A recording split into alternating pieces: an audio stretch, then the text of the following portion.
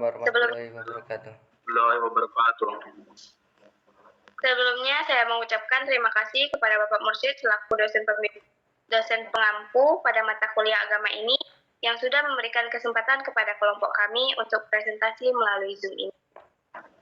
Puji syukur atas kehadiran Allah Subhanahu wa taala yang mana berkat rahmat dan limpahannya lah kita dapat melaksanakan Zoom kali ini. Tak luput pula kita panjatkan sholawat beserta salam kepada Nabi kita Nabi Muhammad SAW dengan lafaz Allahumma sholli ala sayyidina Muhammad wa ala ali sayyidina. Baiklah, di sini kami dari kelompok 7 yang terdiri dari saya Latifah Nadia selaku moderator dan presentator pertama dan teman-teman saya Muhammad Zikran sebagai presentator kedua dan Fauzan Al-Ansori sebagai presentator ketiga. Pada Zoom ini kami akan berpresentasi makalah dengan judul Integrasi Iman dan Islam dalam sebuah keluarga yang harus memilih antara membeli makanan untuk anak-anaknya atau membayar zakat. Baiklah, tujuan dari makalah ini yang pertama untuk mengetahui pengertian iman, Islam, dan ihsan. Yang kedua, untuk mengetahui korelasi iman, Islam, dan ihsan dalam kehidupan sehari-hari. Yang ketiga, untuk mengetahui tentang zakat. Yang keempat, untuk memahami bagaimana keputusan yang diambil ketika dihadapkan pada suatu keadaan sebuah keluarga miskin yang harus memilih antara membeli makanan untuk anak-anak atau membayar zakat. Tinjauan pustaka. 1. Definisi iman, 2. Definisi Islam, 3. Definisi ihsan, yang keempat korelasi iman dan Islam. Iman adalah meyakini dengan hati, diucapkan dengan lisan, dan diamalkan dengan perbuatan. Islam adalah agama yang diturunkan Allah kepada Nabi Muhammad untuk mengatur manusia dan Tuhan serta yang ada di seluruh semesta alam. Yang ketiga, ihsan. Ihsan artinya segala perbuatan yang baik didasari oleh keimanan dan ketulusan. Korelasi iman, Islam, dan ihsan. Iman, Islam, dan ihsan dapat dibedakan dari prakteknya, tetapi tidak dapat dipisahkan. Mereka saling mengisi. Iman artinya meyakini, Islam artinya kedamaian dan keselamatan, sedangkan ihsan artinya segala perbuatan yang baik karena merasa diperhatikan oleh Allah Subhanahu wa taala. Selanjutnya, uraian materi akan disampaikan oleh Muhammad Zikran. Uraian materi zakat. Secara bahasa kata zakat mempunyai arti yaitu keberkahan, pertumbuhan, perkembangan, dan kesucian.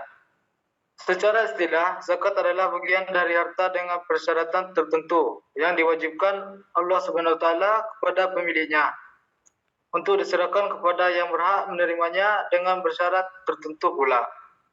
Dengan demikian, pengertian zakat baik secara bahasa dan istilah bahwa harta yang dikeluarkan zakatnya akan menjadi berkah, tumbuh, berkembang, dan bertambah suci dan baik.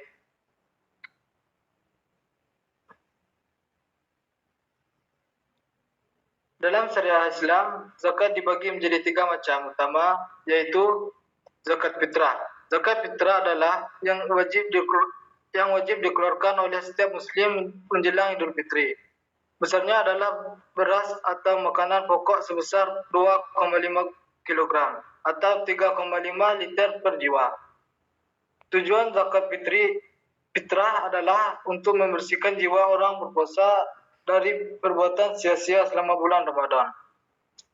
Zakat mal atau harta. Zakat mal adalah zakat yang dikenakan atas segala jenis harta yang telah mencapai nisab.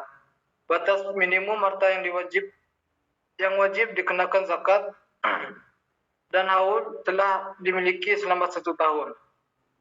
Besaran zakat mal adalah 2,5% dari total nilai harta tersebut. Zakat penghasilan atau usaha. Zakat penghasilan atau zakat usaha dikenakan pada penghasilan atau pendapatan yang diperoleh dari usaha, bisnis, atau profesi. Besar zakat usaha dapat bervariasi tergantung pada jenis usaha dan jumlah pendapatannya, tetapi umumnya berkisar antara 2,5% hingga 10%. Selanjutnya akan disampaikan oleh Fauzan Al-Ansor. Baik. Sebuah keluarga miskin yang harus memilih antara membeli makanan untuk anak-anak mereka atau membayar zakat. Untuk wajib zakat, terdapat beberapa syarat yang harus dipenuhi, yaitu 1. Beragama Islam. 2. Merdeka jiwa dan raga. 3. Balik dan berakal sehat. 4. Harta yang hak milik. 5. Harta yang berkembang. 6. Telah mencukupi nisab dan haul. 7. Tidak ada hutang. 8. Harta atau penghasilan yang bertambah.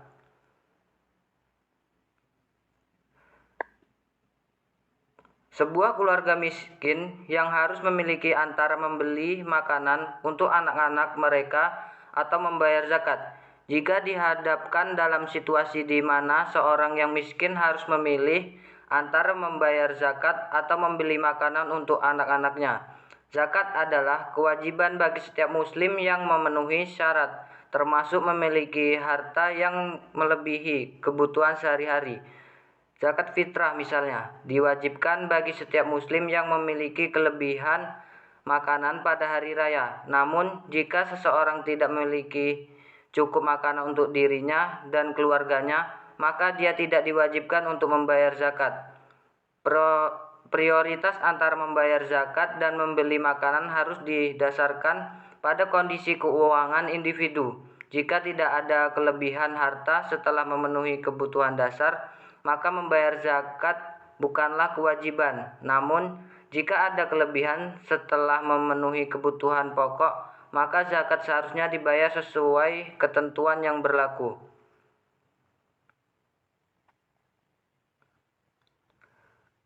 Kesimpulan, zakat adalah salah satu rukun Islam yang wajib dikeluarkan oleh setiap muslim yang telah memenuhi syarat tertentu. Kewajiban ini bertujuan untuk membersihkan harta dan jiwa, serta membantu sesama yang membutuhkan. Jika seseorang miskin berada dalam posisi di mana ia harus memilih antara membayar zakat atau membeli makanan untuk anak-anaknya, sebaiknya ia prioritaskan kebutuhan makan anak-anaknya terlebih dahulu setelah kebutuhan dasar terpenuhi, dan jika ada kelebihan harta di masa mendatang, barulah ia bisa menunaikan kewajiban zakatnya.